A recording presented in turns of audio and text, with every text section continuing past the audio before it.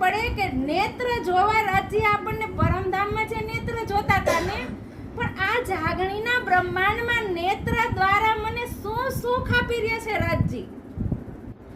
એક એક નેત્રને કીધું કે બરોનિયાની અંદર, એની જે નીચેની કિનારની અંદર, પાપણની ઉપરની કિનારની અંદર જ્યારે રાજજી મારા નેત્રની અંદર જોવે તો કીધું કે ચારેય નેત્ર, મારી 4 આંખ, મારી 2 આંખ અને રાજજીની 2 આંખ મળી જાય ને, તો હું એના નેત્રમાં દેખાવ અને રાજજી મારા નેત્રની અંદર દેખાય. તો એ નજારો જ્યારે ચિતવનની અંદર બેહો ને, ત્યારે એક વાર એ અનુભવ કરીને તો જોજો કે રાજજી મને નેત્ર દ્વારા કયો આનંદ આપી રહ્યા છે, કયા અમૃત રસનું સિંચન મારા નેત્રની અંદર કરાવી રહ્યા છે ને, ત્યારે આપણે ખબર પડશે કે અહીંયા રાજજી જે આપણે એની નિસ્બતનો આનંદ દેવા માટે આવ્યા છે ને, જો એ આનંદ અહીંયા બેઠા બેઠા મળી જાય તો સંસારના સુખના આનંદની જરૂર ન પડે. સુખ હક ઇશ્ક કો જીनको नाही, સુમાર સો દેખન કીઠોર ઈત હે જો રૂહ સો કરો વિચાર.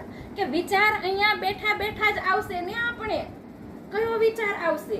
એક રૂહનો વિચાર. રૂહ બનીને જ્યારે વિચાર કરશું ને, ત્યારે આપણી અંદર એક એક વાત કેવી રીતના રાજજી સમજાવે છે ને, એ વાણીની અંદર, વાણી સિવાય કોઈ વાત બહાર રાજજી નથી કહેતા. આપણે આ વાણીની અંદર એ આનંદ ને એ જ રસ ભર્યો છે. જો એ રસની અંદર ડૂબી જાય ને તો સમજી લેવું કે આપણે રાજજીના નેત્રને જોયા છે.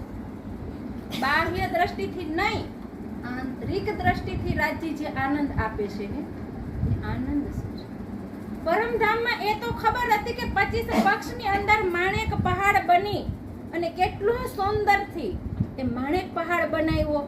પણ આ ચરણોની અંદર જ્યારે એ સુખ લેતા હોય ને, કે કીધું કે એના નખની અંદરથી કેટલું બધું નૂર ઝલકાર કરે છે કે જાણે આકાશની અંદર એવું લાગી રહ્યું છે કે સ્વચ્છ જલની નિર્મળ નહેરો વહી રહી છે ને, એટલું એ નૂર ઝલકાર કરે છે.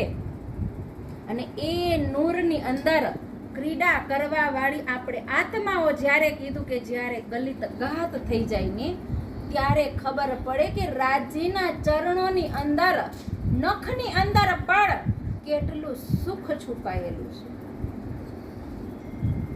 જ્યારે એનું ખુલ્લી અંગ છાતી શોભાનું વર્ણન સાંભળતા હોય ને, ત્યારે આપણે એમ થાય કે છાતીનું ખુલ્લું અંગ એટલે શું? પણ જ્યારે એ છાતીની અંદર ડૂબવું હોય ને,